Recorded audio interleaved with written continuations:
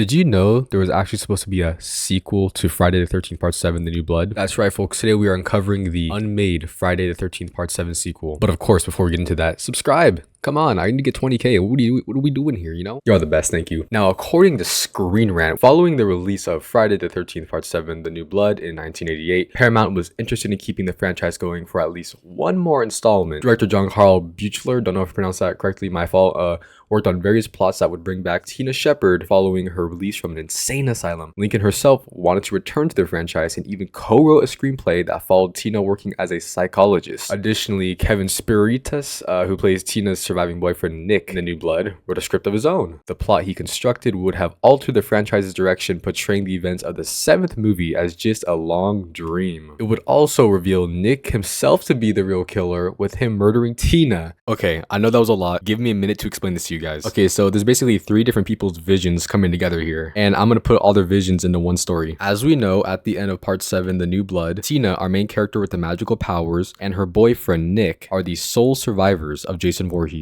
If you don't remember, the movie ends with Tina's dead father coming out of the lake and taking Jason down the lake with him. Now here's where it gets a little bit tricky. It says an actor for Nick, the plot he constructed would have alter the franchise's direction, portraying the events of the 7th movie as just a long dream. So that can either mean all of Part 7 was a dream, or in the sequel, the boyfriend, the killer Nick, would have manipulated Tina into thinking it was a dream. They did say portraying, which could mean a lot of different things. Either way, Tina Shepard was freaking out because her mom literally died in this, a lot of people died in this. She was probably going nuts, which actually led to Tina going to an insane asylum after Part 7. Isn't this the way they wear their jackets back in the mental hospital? Back to the actress of Tina now. She's saying, hey, after I got out of the insane asylum, I become a psychologist, which I think makes perfect sense for Tina. Maybe Tina's thinking as a psychologist, she can help other people that might be going through what she went through, which was a traumatic experience, which brings me into this little bit of a rabbit hole. We have to think, how far does the events of Part 7's dream go? Because if the entire movie was a dream, that probably means Tina Shepard doesn't even have powers. But it being a dream would make sense to why she has powers and why her dead father saved her at the end. Back to the sequel. Tina is a psychologist, and I guess she finds out Nick is the real killer, whatever that means. If the first film was a dream, I'm not sure what he exactly is the killer of. And by the end of the movie, Nick ultimately ends up killing Tina. Again, this is me pulling all 3 visions, all 3 concepts into one story. And I think it's time for the big question. So why didn't we get this movie? Well, both actors' ideas ended up being rejected, as Paramount thought a sequel to The New Blood would take the franchise into an uncertain direction. Yeah, I would say so. But can you guys blame Paramount for not greenlighting this? Because ultimately, they were going to do Part 5 all over again, like with Roy Burns. And to this day, fans are upset about that movie, which is ridiculous. I actually really like that movie. Besides, we wouldn't have gotten Jason Takes Manhattan. I think we definitely need more details to understand what really would have happened here. This is just 3 sentences wrapping up an entire movie. But I've gotta ask you guys, what do you think about this? Would you have liked to see the second part of Part 7, the continuation of Tina Shepard and Nick's story? How would Jason have been incorporated in this movie? Let me know in the freaking comments. Thank you guys so much for watching. Please subscribe. We gotta get to 20k. We got it. God bless you all. See you next time.